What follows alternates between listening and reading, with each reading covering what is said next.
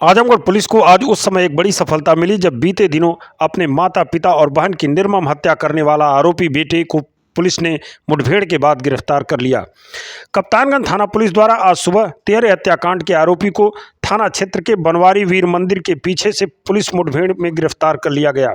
मुठभेड़ में आरोपी के पैर में गोली लगी, जिसे इलाज के लिए जिला चिकित्सालय भर्ती करवा दिया गया। आपको बता दें, कप्तानगंज थाना क्षेत्र के धंधारी गांव में 20 वर्षीय युवक राजन सिंह ने भोर में करीब 3:30 बजे कुल्हाड़ी से काटकर अपने माता पिता और बहन की निर्मम हत्या कर दी थी। घटनाक्रम के बाद युवक मौके से फरार हो गया। पुलिस ने मामले में मुकदमा दर्ज कर अपनी कार्रवाई शुरू कर दी। आज सुबह मुठभेड़ में आरोपी को कप्तानगंज पुलिस द्वारा गिरफ्तार कर लिया गया। आरोपी के पैर में गोली लगी है, जिसे इलाज के लिए सदर अस्पताल में भर्ती कराया गया है। बाकी बातें आप सुनिए आजमगढ़ के एसपी अनुराग आर्य ने क्या कहा। 16 अप्रैल 2023 को थाना कप्तानगंज अंतर्गत धंधारी गांव में एक ही परिवार के 3 लोगों की हत्या के संबंध में थाना कप्तानगंज पर एफआईआर नंबर 93/23 धारा 302 आईपीसी पंजीकृत किया गया था। घटनास्थल निरीक्षण और अनुसंधान से यह स्थापित हुआ था कि इस घटना में अभियुक्त राजन सिंह के द्वारा अपने पिता, माता व 14 वर्षीय बहन की कुल्हाड़ी से हमला कर हत्या कारित की गई थी। इसकी गिरफ्तारी के लिए मेरे द्वारा 3 टीमें गठित की गई थी। आज 20/21 अप्रैल रात्रि में लगभग 12:15 बजे पुलिस मुठभेड़ के दौरान इस अभियुक्त राजन सिंह को गिरफ्तार किया गया है। इस दौरान इसके दाहिने पैर में गोली लगी है। उपचार के लिए इसको अस्पताल भेजा गया, जहां वर्तमान में इसकी स्थिति सामान्य बनी हुई है। इसके पास से घटना में प्रयुक्त कुल्हाड़ी, स्वयं व अपने पिता के 2 मोबाइल, 2700 रुपया एवं घटना के समय पहने हुए लोअर, टी-शर्ट और चप्पल बरामद हुए हैं। साथ साथ इसके पास से एक प्लास्टिक बोतल में पेट्रोल बरामद हुआ है, जिसका इस्तेमाल ये अपने जो कपड़े थे उनको जलाने के लिए इस्तेमाल करने वाला था। ये भी इसके पास से बरामद किया गया है।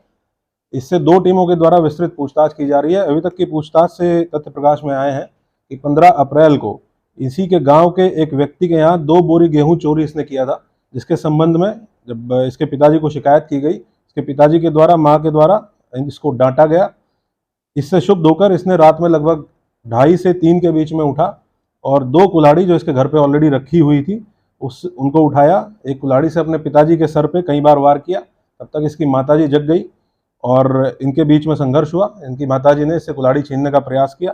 उसके बाद इसने अपनी माताजी को भी दूसरी कुल्हाड़ी से कई बार उनकी गर्दन पे वार करके हत्या कर दी। और जो इसकी बहन थी, छोटी बहन, 14 वर्षीय छोटी बहन थी, जब वो खेत की तरफ भागने लगी तो उसको भी इसने कुल्हाड़ी से मार के गले पे कुल्हाड़ी से वार करके हत्या कर दी। इसके बाद इसने कपड़े बदलकर जो खून से सने हुए कपड़े थे उनको एक बैग में रखा और जो कुल्हाड़ी इसने इस्तेमाल की थी वो भी बैग में रखी। अपने पिताजी के मोबाइल, माताजी के मोबाइल और अपने पिताजी की जेब से 6500 रुपया निकालकर अपने पास रख लिया। इसके पास एक कट्टा और कारतूस भी था जो इसने बैग में रखा। इस सारे सामान को इसने जाके गन्ने के खेत में छिपा दिया।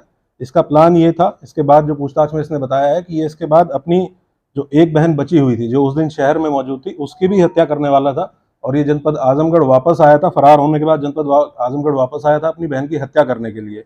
इसी दौरान ये गया था, उस बैग में जो इसका सामान रखा हुआ था, कट्टा रखा हुआ था, कुल्हाड़ी रखा हुआ था और उसके साथ साथ जो कपड़े रखे हुए थे उनको लेने के लिए पेट्रोल की जो शीशी इसके पास से बरामद हुई है उसके संबंध में इसने बताया है कि इसका इस्तेमाल इसको करना था। जितना भी साक्ष्य था, जो कपड़े बरामद हुए हैं, चप्पल बरामद हुई है, उन सबको जलाने के लिए ये पेट्रोल का इस्तेमाल करने वाला था। पुलिस मुठभेड़ के संबंध में जो घटना हुई है उसके संबंध में एफआईआर नंबर 98/23 धारा 307 3/25 आर्म्स एक्ट थाना कप्तानगंज पर इसके विरुद्ध पंजीकृत किया गया है। जो पूछताछ में इसने बताया है कि अभी एक जो बहन इसकी जीवित है उसकी हत्या करने की भी इसकी प्लानिंग थी और इस प्लानिंग के तहत ही ये फरार होने के बाद कई जनपदों में जाते हुए वापस आजमगढ़ आया था। इस संबंध में भी विस्तृत बातचीत करके, पूछताछ करके बयान देने के बाद एक पृथक से मुकदमा इसके विरुद्ध पंजीकृत किया जाएगा। ये बहुत जघन्य घटना इसके द्वारा अकेले कारित की गई। विस्तृत पूछताछ 2 टीमों के द्वारा इससे की जा रही है और इसके विरुद्ध कठोर कार्रवाई पुलिस के द्वारा इंश्योर की जाएगी।